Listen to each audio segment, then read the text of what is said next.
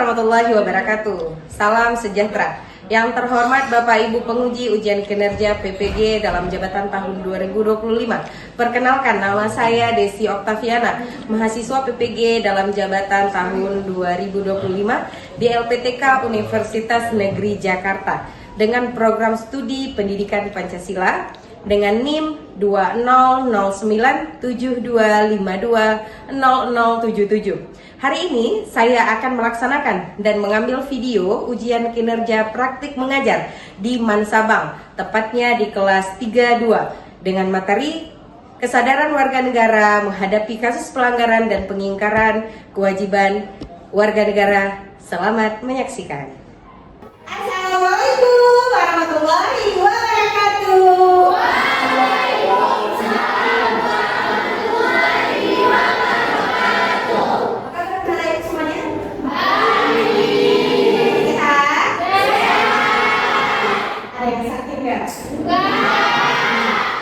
Oke, sebelum kita mulai belajar, sebaiknya kita berdoa dulu. Oke, mari berdoa dimulai.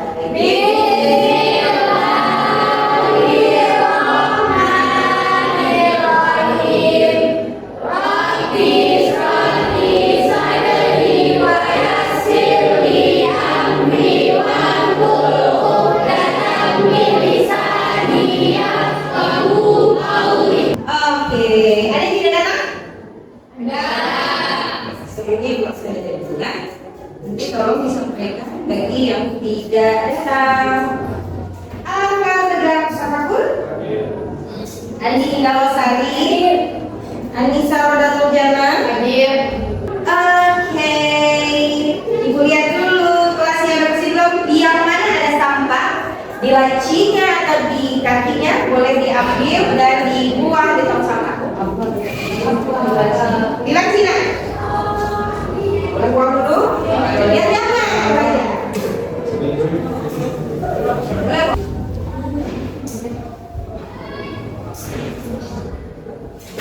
Biar makin semangat, sebelum kita mulai, kita nyanyi lagu dulu. Bisa? Bisa.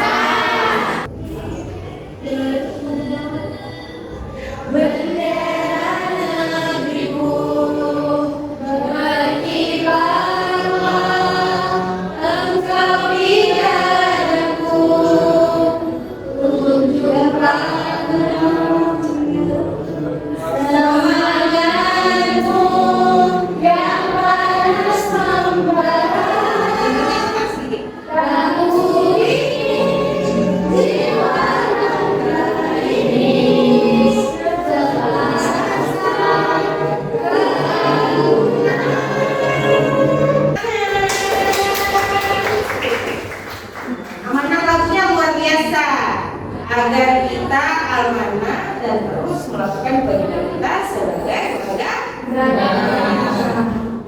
Minggu lalu kita sudah belajar tentang Pancasila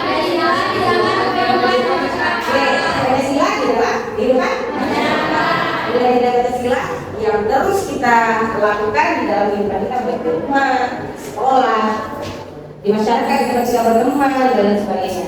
Hari ini kita akan belajar tentang kesadaran warga terhadap pelanggaran hak dan kewajiban. Namanya nilai-nilai Pancasila yang dari dulunya itu sudah ada dan sudah kita lakukan, tapi nyatanya masih banyak dari masyarakat kita sendiri yang melakukan pelanggaran-pelanggaran maupun pelanggaran hak ataupun pengingkaran kewajiban. Nah, kita belajar ini agar kita bisa timbul rasa kesadaran diri dari diri sendiri.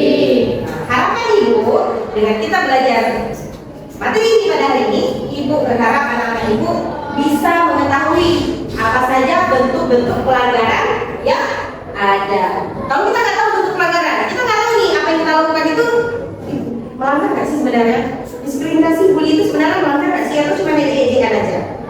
Jadi kita perlu mengetahui bentuk pelanggaran hak dan kewajiban itu apa saja, sehingga kita tidak sampai melakukan pelanggaran dan pengingkaran kewajiban. Selain yang pertama, kita dan juga Ibu mau setelah kita belajar ini, harapan Ibu, karena Ibu tahu apa penyebab sehingga seseorang itu bisa melakukan pelanggaran hak dan pelanggaran kewajiban. Apa penyebabnya? Apakah karena dia kesepian, atau karena dia butuh teman sehingga dia mencari teman dengan cara mendiskriminasi orang? Itu nanti kita cari tahu bersama-sama.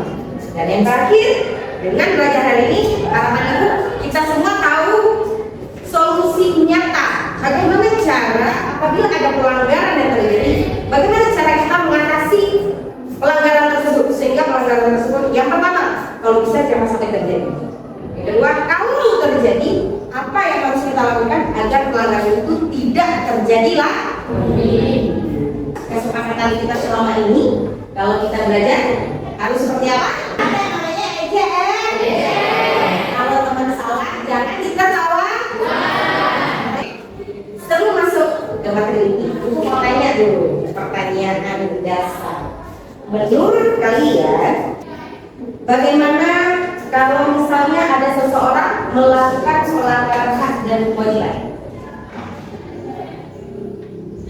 Siapa? Ibu. Tidak. Saya jawab, karena kita ini nggak boleh seenaknya ya. Oke, tepuk tangan. Karena kita nggak boleh hidup semena-mena. Jadi nggak boleh ada yang namanya hak saja. Atau kita kerja terus, nggak ada kita dapat hak. Atau kita dapat gaji dan kita nggak bekerja. Jadi hidup harus seimbang. Nggak boleh seseorang mengenal hak saja, tidak boleh seseorang melakukan kewajiban terus. Nah, pertanyaan kedua, kenapa bisa seseorang itu melakukan yang namanya pelanggaran hak atau pelanggaran kewajiban? Sebelah sini lah, sebelah sini. Desya, gimana? Karena dia lebih memiliki diri sendiri daripada meminta orang lain. Dia harus kekuasaan juga. Haus kekuasaan sehingga dia terus melakukan pelanggaran. Tepuk tangan Bu, Desya Mawar. Ayo kita sedikit dulu. Nama ibu saya kayaknya sedikit. Ayo sedikit, mengenal dari mendekat. Oke, sedikitnya namanya adalah menjauh, mendekat dan oke, boleh dimulai. Kali seperti Bu. Siap. Ya. Menjauh. Mendekat. Menjauh. Tangkap. Oke, dan mulai lagi sayang. Ya. Mari kita masuk ke inti materi. Perhatikan baik-baik. Perhatikan baik-baik. Coba ini suaranya agak sedikit kecil, jadi suaranya yang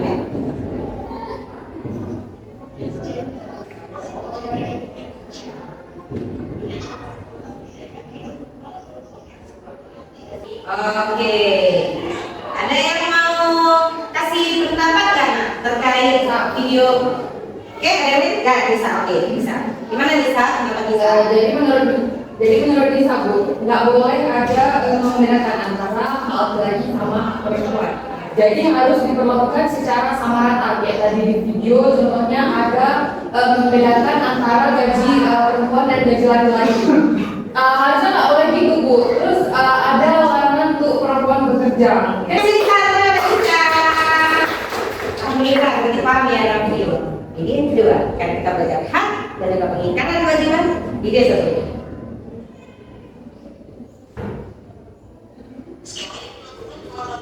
Dalam kasus dugaan korupsi pertambangan modal yang berdasarkan kerugian negara hingga 285 triliun.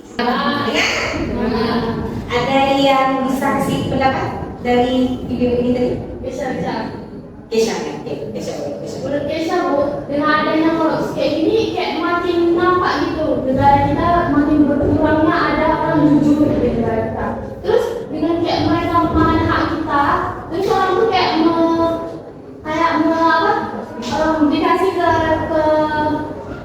dikasih kesempatan untuk orang tuh menjadi pemimpin kita kan, untuk umur. Salam Kesha. Nah, nanti nih Ibu akan membuat kelompok menjadi 4 kelompok. Kita akan mengerjakan tugas agar sama-sama kita mengetahui. Ibu akan kasih kasus kepada kalian, lalu kasus itu akan kalian teliti apa penyebabnya, bentuk kasus itu pelanggarannya apa, dan menurut kalian solusinya seperti apa. Nah sebelum itu ibu kasih materi sedikit biar kalian punya gambaran menjawab tugas kelompok nanti. Nah, sebelum itu, gimana cara kita tahu itu bentuk pelanggaran atau enggak kalau kita nggak tahu nih dasarnya dulu, hak dan kewajiban. Kalau ibarat kata hak itu ke dalam apa namanya, mendapat. Berarti hak itu adalah sesuatu yang seharusnya kita dapatkan atau kita terima. Kalau kewajiban kemana tangannya? Keluar. Tandanya apa? Kita melakukan atau kita memberi. Jadi kewajiban itu apa yang harusnya kita buat, apa yang harusnya kita lakukan, apa yang harusnya kita berikan. Jadi yang terbalik, yang kita punya kamu anak bayi, dia punya hak dan kewajiban tidak? Punya kewajiban tidak anak bayi? Tidak. Anak bayi itu tidak punya hak. Dia apa? Harus bisa. Oke, nah ini ada beberapa bentuk pelanggaran hak. Ada apa? Diskriminasi dalam pelayanan publik. Contoh, Ica, boleh? Misalnya kayak gini Bu, misalnya kan dia ada yang dikorupsikan. Ya. Cuman dia tuh sama hatinya tuh dia nggak dibebaskan itu aja karena adanya dengan uang gitu, atau dia dikasih uang, dia dikasih uang ke hatinya supaya untuk dia tuh dibebaskan dari hukum. Semudah itu negara kita. Semudah itu hanya karena saudara, hanya karena uang, tapi hukum tumpul ke aja kepada masyarakat kita yang kecil ya, karena cuma mencuri. Karena mencuri itu tetap salah. Nah, mau kita mencuri coklat yang harganya murah itu tetap salah. Tapi aneh rasanya kerugian yang lebih besar, tapi hukumannya sama dengan orang yang melakukan kerugian yang melakukan tindakan yang tidak besar. Oke, yang terakhir merusak lingkungan. Tapi ada lain ya, tadi pergi masuk dilihat kelasnya sudah bersih, bisa dibukakan sekali kelas, ada lagi masuk bersih. Lalu kedepannya kalau di jalan melihat sampah, kalau kita tidak melakukan, siapa lagi yang mau membersihkan lingkungan kita? Ya, jangan merusak lingkungan karena kita hidup enak sekarang karena hasil bersihnya lingkungan nenek kita dulu. Jadi jangan sampai anak cucu kita merasakan tindakan kita yang melakukan kerusakan lingkungan. Langsung saja, ibu buat kelompok. Kelompok satu, LKPD kelompok satu. Sini lagi nak, sini lagi nak. Tariklah Repan laki-laki satu-satunya. Ibu juga memberikan bahan bacaan yang dapat membantu kalian dalam proses menganalisis ini bentuk pelanggarannya seperti apa.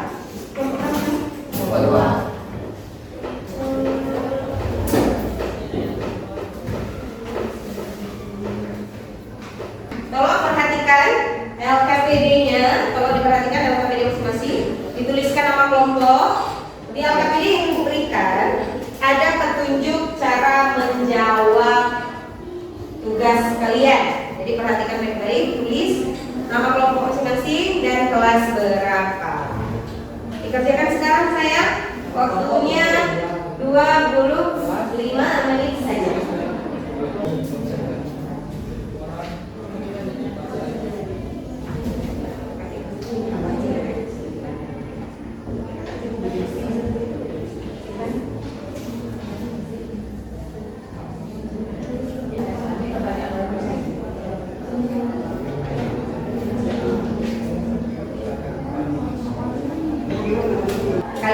Ini ya, itu kan ada judul masing-masing LKPD kan beda-beda ya, nak? Ada yang tentang bansos, ada yang tentang agraria atau pertanahan, ada apa yang kelompok apa namanya? Krisis sampah nasional. Ada krisis sampah, tentang keberagaman, toleransi. Setiap kelompok beda-beda kasusnya. Nah, jadi nanti anak-anak ibu presentasi kalian menjawab soal di kelompok berdasarkan cerita kasus yang telah disediakan di LKPD. Di saat presentasi kalian bacakan kasus kalian, lalu kalian jelaskan pertanyaan dan jawaban yang kalian diskusikan di kelas, di kelompok. Nanti kalau baru kalian boleh bertanya pada kelompok lain terhadap apa yang kita jawab. Kelompok 2 udah? Tidak. Kelompok 3? Kelompok 4? Iya. Kelompok 4 udah siap kan? Udah siap kan? Oke, silakan kelompok pertama yang mana mau Habib? Assalamualaikum warahmatullahi wabarakatuh. Waalaikumsalam warahmatullahi wabarakatuh. Kami dari kelompok Matahari atau yang dikenal sebagai kelompok 3 ingin mempresentasi sedikit tentang yang kami pelajari. Di sini ada Bang Fajar sebagai pembaca dan Kak Saskia dan Kak Falki sebagai yang menjawab pertanyaan dan menjelaskan. Kepada Bang Fajar kami persilahkan. Membaca kasus ya, Bang Fajar. Assalamualaikum warahmatullahi wabarakatuh. Waalaikumsalam. Saya membacakan Kasus. oh ya kasus isu Besarkan lagi suaranya saya.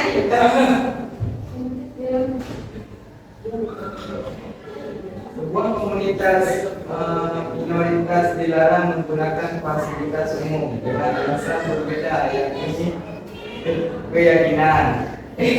Baca aja kamu Pak. Mereka dapat Baik, saya akan menjawab pertanyaan-pertanyaan berikut. Yang pertama, hak konstitusional apa saja yang dilanggar? Nah, jadi dari isu intoleransi ini kita tuh yang ini kan dia punya hak. Jadi yang dia perlu tuh hak kebebasan beribadah antara umat beragama. Jadi kan Indonesia ini kan sudah mengakui 6 negara di Indonesia. 6 agama di Indonesia. Jadi seharusnya tuh orang ini dapat kebebasan untuk beribadah, nggak ada yang larang-larang. Misalnya kalau misalnya dia ada yang larang, itu tuh dia harus aparatnya tuh tegas kayak gitu. Assalamualaikum warahmatullahi wabarakatuh. Waalaikumsalam warahmatullahi wabarakatuh. Kami dari kelompok 1 akan mempresentasikan hasil diskusi kami yang akan dibacakan oleh Pak. Konflik antara raja dan masyarakat adalah kasus sebuah perusahaan perkebunan mendapatkan izin pemerintah membuka lahan di wilayah masyarakat adalah akibatnya masyarakat kehilangan tanah, akses hutan dan sumber air. Terjadi konflik dengan aparat sebagian warga.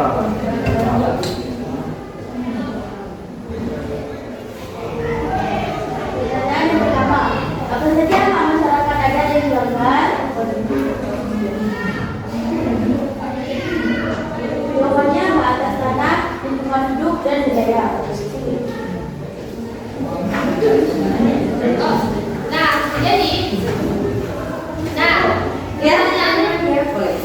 Pertanyaannya kan apa saja hak masyarakat ada yang dilanggar? Salah satunya tuh hak kesejahteraan sosial dan hak budaya. Nah kan masyarakat adat tuh berarti masih kental, sangat kental gitu dengan adatnya, nggak kayak kita di modern sekarang. Nah jadi makanya orang kita harus melindungi adat yang kita punya gitu. Mereka melindungi hak yang orang tuh punya. Jadi orang tuh nggak ada mau nggak sendiri aja orang tiba-tiba masuk ngambil wilayah orang tua. Yang kedua, identifikasi faktor penyebab terjadinya kasus ini. Jawabannya karena lemahnya penegakan hukum adat dan minim mediasi organisasi asosiasi. Nah, yang pertama tuh lemahnya perlindungan hukum adat. Kayak mana bisa lemahkan mereka ada? Kayak gini kan orang tuh pegangan kecil, jadi orang tuh kayak tadi dianggap ada kayak gitu sama pemerintah yang besar. Nah makanya orang tuh dianggap kayak ya udah nggak apa lah diambil hak orang tuh, karena kita sekarang kan udah makin modern, jadi orang tuh ngapain kayak gitu aja. Nah itu menurut pendapat gitu. Nah orientasi investasi. Orientasi investasi itu kurangnya ada kayak memberi wilayah ke orang tuh, kurangnya memberi wilayah ke orang tuh gitu. Nah kalau minim mediasi itu nggak ada penengah di antara si yang mau ngambil, si pemerintah sama si ketua adat ini. Yang ketiga, bagaimana dampak kasus ini terhadap keadilan sosial, keberlanjutan lingkungan Jawabannya karena dampaknya kehilangan ruang hidup, kerusakan lingkungan, dan konflik sosial. Nah, kehilangan ruang hidup. Orang ini kan ada yang begitu, ada yang kita aja orang tuh kita pegang HP, orang tuh nggak pegang gitu kan. Nah, orang tuh kehilangan ruang hidup tuh kayak kita nih nggak tahu kita mau bersandar di mana karena orang tuh punya nyaman nih ada dalam sendiri, tapi malah kita yang ambil renggutnya. Terus kerusakan lingkungan. Nah, kan sekarang udah banyak tuh perkotaan yang nggak ada lagi hutan, tanaman. Nah, terus banyaknya populasi gitu. Jadi kita gampang terkena polusi, gampang terkena penyakit, terus macam lainnya. Yang keempat, bagaimana upaya yang dapat dilakukan untuk menyelesaikan kasus ini dengan cara mediasi yang adil, pinjam ulang mungkin, konsentrasi, perlindungan hukum adat. Nah, baik, ada yang bertanya? Ya.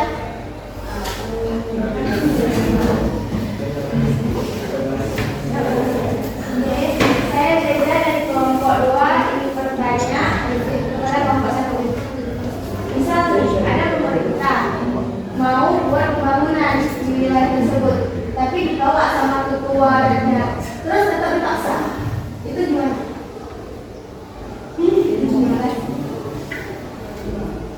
Nah, kalau masalah itu kan berarti itu merugikan masyarakat kan, juga merugikan masyarakat.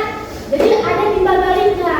Kalau bisa menguntungkan pemerintah, harus juga menguntungkan masyarakat. Ada, jangan cuma sebelah pihak kok. Cuma kayak pemerintah nggak untung, masyarakatnya rugi. Nah, harus kayak bertimbal balik gitu. Kalau masyarakat rugi, berarti ini harus rugi juga. Jadi bertimbal balik orang tua. Nah, Oke, terima kasih kelompok 1. Oke, alhamdulillah sudah selesai presentasi anak-anak ibu semuanya ini. Ada yang membantu ibu memberikan kesimpulan nggak pembelajaran kita pada hari ini? Oke, Kesha, boleh. Betul. Bapak boleh Kesha. Nah, kesimpulan yang dapat kami ambil dari pelajaran hari ini itu bertambahnya kesadaran dalam diri sendiri atas lingkungan kita, terus hak kita sama kewajiban kita. Nah, kita enggak. Jadi kita harus sadar gitu, yang mana hak kita, yang mana kewajiban kita. Kita jangan semena-mena, oke? Apalagi yang itu generasi muda, ya kan? Ya.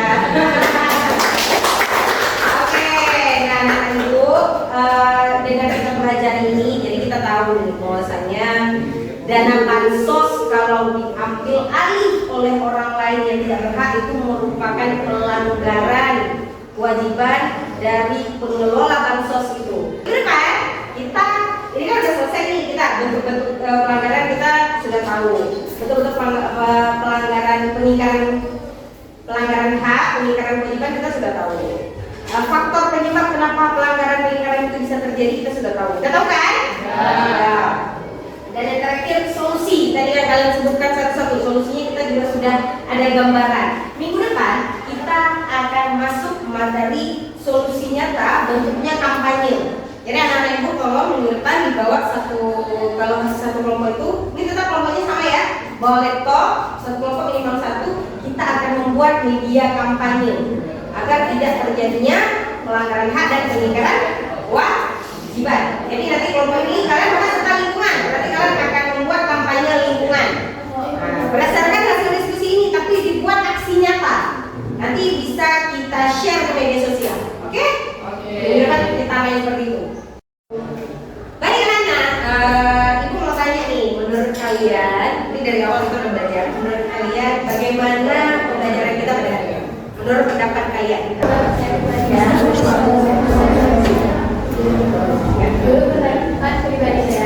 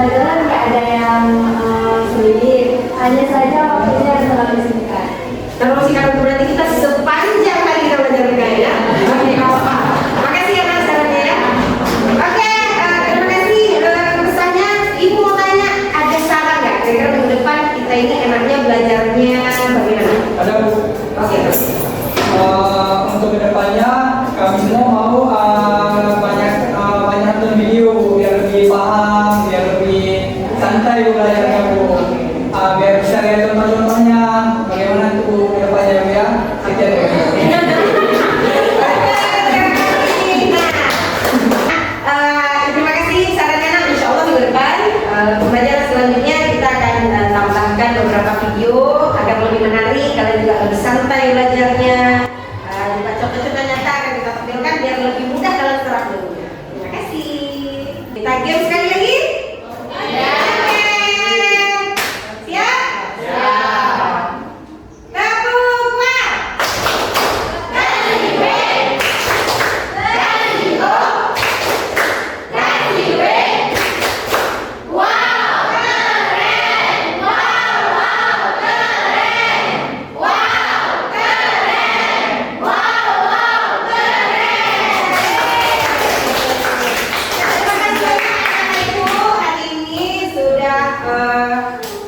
belajar dengan kooperatif, dengan baik. Semoga kita diberikan kesempatan untuk berjumpa di minggu depan.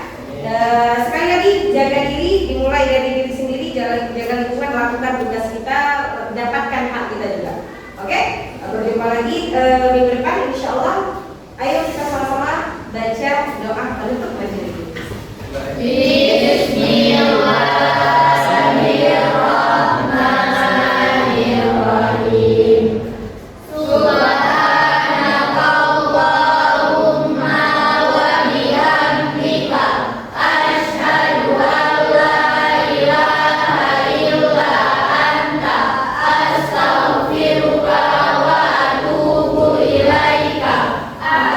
Sebelum salam, satu pertanyaan. Coba sebutkan, ada 4 kasus yang diberikan tadi. Coba sebutkan ada berapa pelanggaran yang terjadi. Jadi di situ kita ada 4 konflik. Oke. Jadi yang pertama tuh